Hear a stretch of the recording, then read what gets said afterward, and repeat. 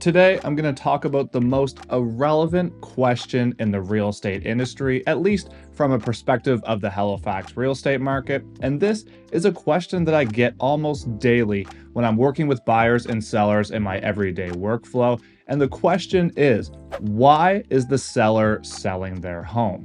So in today's video, I'm going to talk about why this is the most irrelevant question in the real estate industry, even though that might be a bit of an unpopular opinion.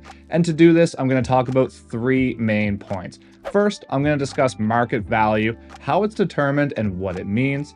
Second, I'm going to talk about agency and how that works in Nova Scotia and some of the regulations in Nova Scotia real estate. And third, I'm going to talk about market conditions in the Halifax real estate market. But before I do, if you're new here, my name's Andrew Stevens, and I've been a Halifax realtor for 9 years now. And if you're looking to be educated on the Halifax real estate market, then this is the channel for you. So go ahead and hit that like button and hit that subscribe button so you don't miss any of my future content. And that'll help push this video out to more people like you who might be interested in seeing content like this. And if you're curious to chat about the Halifax real estate market, or if you're thinking about making a move in the HRM, you can reach out to me anytime in the Calendar link below in my description at a time when it's convenient for you. Okay, so getting right back into it. First off, let's talk about market value.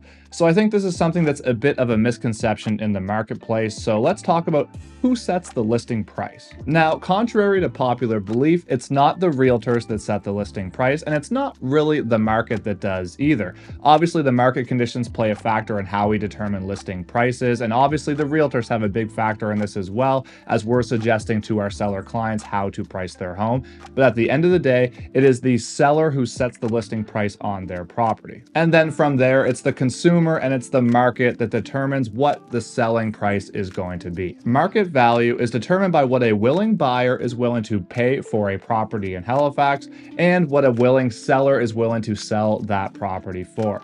So as much as people like to think that realtors really determine this and they set the market and they escalated the market, to be honest, you're putting a little bit too much power in our hands, and we do not have as much control as you think we do. It's simply our job to give them the facts, the stats, and the comparable properties, and then people are going to make their own informed and educated decisions from there. When I meet with a potential listing client to look at their property, obviously I tell them what I think in terms of pricing, and we discuss some different strategies such as listing low and holding offers, or listing high and then waiting it out for a little bit longer to see what kind of price point we can get there. But it really depends on their goals and what their situation is. And that's not to say that every seller lists their property at the price that I want it to be at. It's a business relationship. There's always a little bit of give and take there. And I always tell people what I think and I give them my honest opinion, but it doesn't mean that every time I say to somebody, hey, let's list your house at $599,900, that's the price that they list at. Sometimes they might want to go a little bit lower and be a little bit more aggressive, and oftentimes they want to go a little bit higher because they want to test the market and see if they can get a higher price point. Okay, so moving on to agency in Nova Scotia real estate. This is a massive factor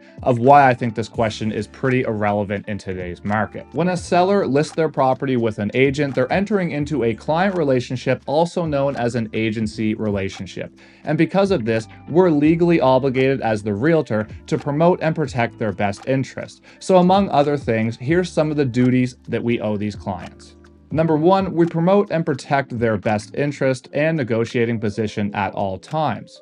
Number two, we have to obey their lawful instructions. Number three, provide them undivided loyalty. Number four, act in their best interests.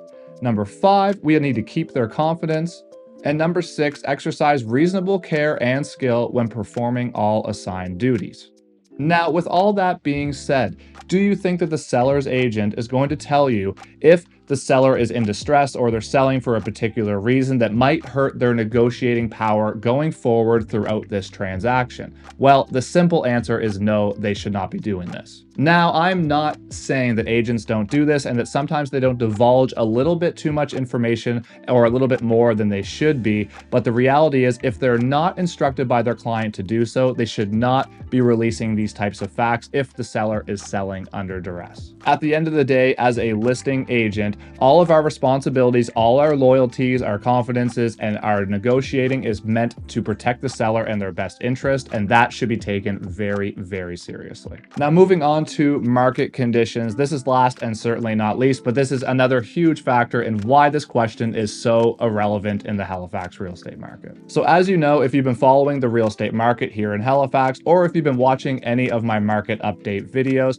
we are currently in a seller's market in Halifax, and we have about 2 months of listing inventory. So simply put, that means that we do not have enough supply for the buyer demand that we currently have in our market. And what this is causing is it's causing a ton of pent-up demand in our market, and due to this, we're seeing a ton of activity on most listings, and about 50% of the listings that have sold so far in 2023 have sold with multiple offer situations, meaning a lot of them are selling for at the asking price or higher because buyers are fighting over properties, meaning it's driving the price points higher than the asking prices in a lot of cases. So if listings are priced accurately and they're holding offers and we're getting a lot of activity on those listings, it doesn't really matter if the seller is selling under duress, because the reality is all the buyers are fighting over the property anyway, meaning multiple offer situations, meaning it's kind of impossible to get a deal on that property. Because if something's listed for $399, for example, and maybe the market value is slightly over $400, and that property gets, say, 8, 10, or 12 offers, like a lot of them are,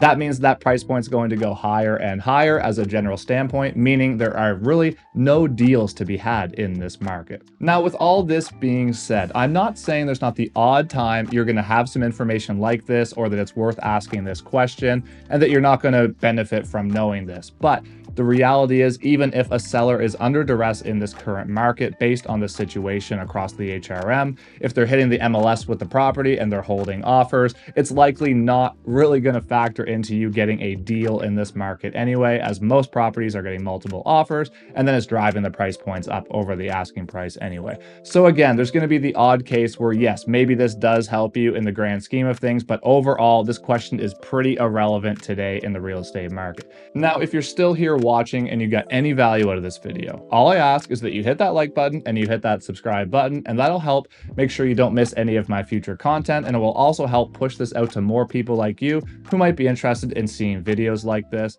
And I hope that clarifies a lot of things about the Halifax real estate market for you. And if you have any questions, you can reach out to me in my Calendly link below in my description anytime at a time when it's convenient for you. And until next time, thank you so much for watching. I really appreciate your support, and have a great day.